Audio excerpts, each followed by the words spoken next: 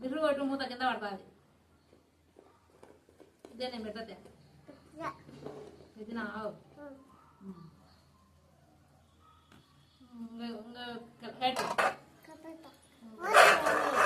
గంటే గంటే తీసుకో కలబెట్టు.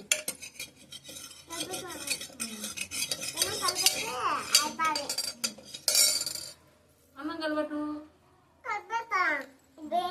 బేటిండే ఇప్పుడు వద్దు పక్కన కాదు రెండు వేసినావు.